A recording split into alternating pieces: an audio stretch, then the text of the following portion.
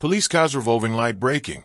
Sydney McLaughlin, Levrone and Noah Lyles hit shocking twist in World Athletics update.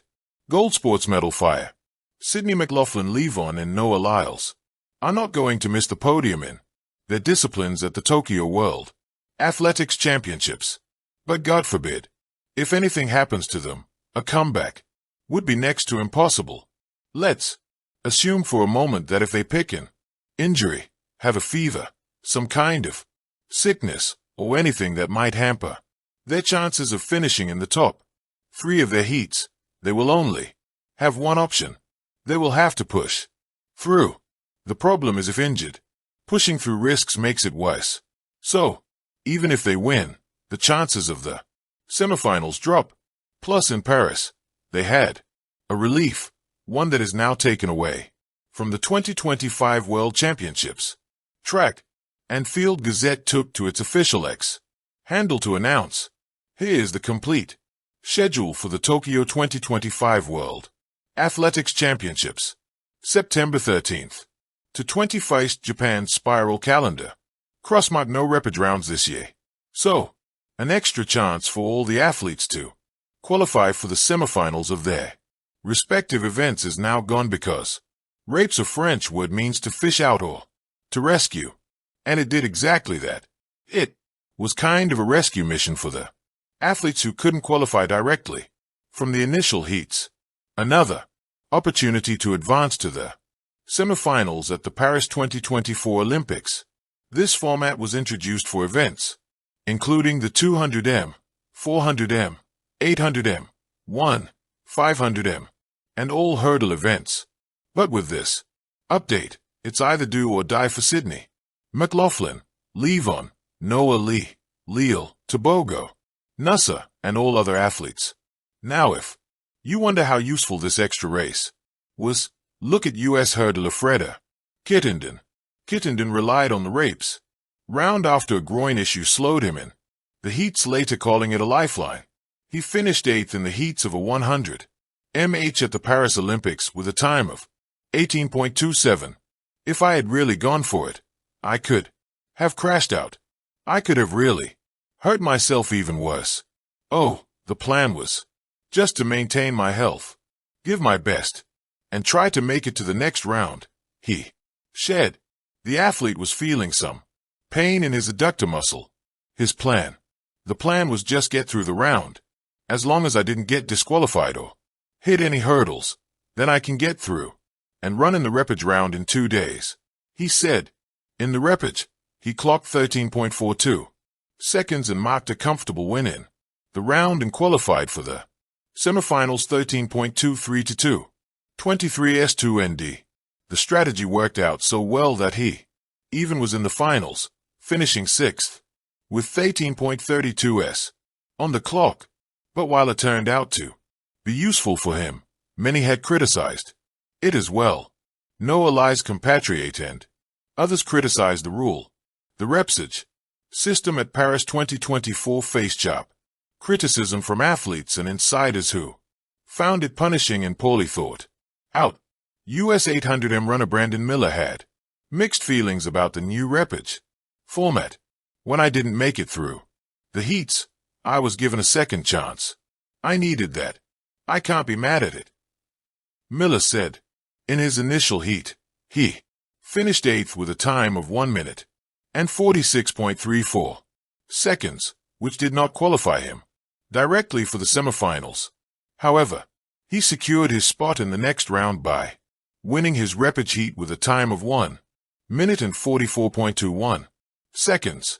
However, after advancing to the semifinal, he realized he had an additional race in his legs compared to most of his competitors.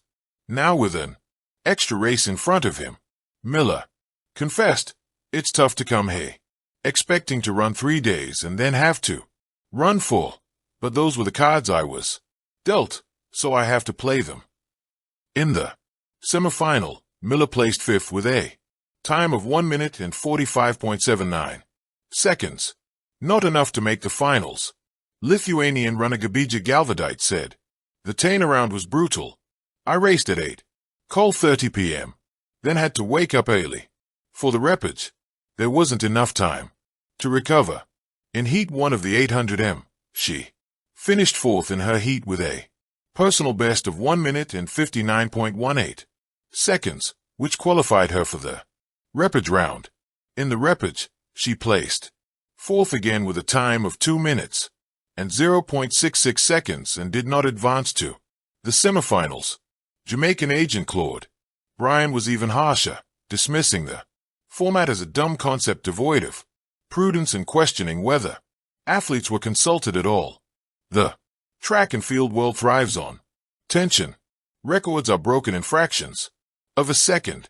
Medals are decided by photo finishes, and every athlete walks into a meet knowing that the smallest rule change could flip their world upside down.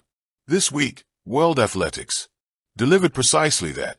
An announcement so massive it shook even the most seasoned stars. For Sydney, McLaughlin, Levrone, Noah Lee, and a host of their peers, the relief they once felt was suddenly ripped away. The update that changed everything. World Athletics confirmed a sweeping update to qualification standards and event structures just weeks before the final series of competitions leading into the Tokyo World Championships. The change, officials claimed, was designed to ensure fairness, elevate competition, and align global athletics with the evolving standards of the sport. But for athletes, it meant rethinking everything. The relief many had after securing early qualifications was gone. Spots that seemed guaranteed were no longer safe. Lanes that once looked reserved for legends suddenly reopened, throwing rising stars back into the mix. Overnight, the atmosphere turned from one of quiet preparation to anxious recalibration. For McLaughlin Levrone, who had strategically mapped out her season to peak at the Worlds, the shift meant revisiting her schedule, having already cleared the qualification hurdle earlier in the season. She had been easing her way back from a minor training setback. Now her place in the 400-meter hurdles wasn't guaranteed unless she competed again in one of the upcoming qualifiers. I was planning to build up slowly, keep myself healthy, and focus on being fresh. In Tokyo, Sydney admitted in a candid interview. Now, it feels like the finish line was moved further away. It's frustrating, but that's sport. You adapt, or you get left behind. Noah Lie, the champion's dilemma. For Noah Lie, the reigning world 100m and 200m champion, the news hit differently. He had banked on his reigning champion status, which in previous years guaranteed automatic qualification for Worlds. World Athletics update, however, scrapped that privilege, requiring even reigning champions to prove their form in designated qualifying races. Lyles didn't hide his irritation. It feels like a punishment for winning, he said bluntly after training.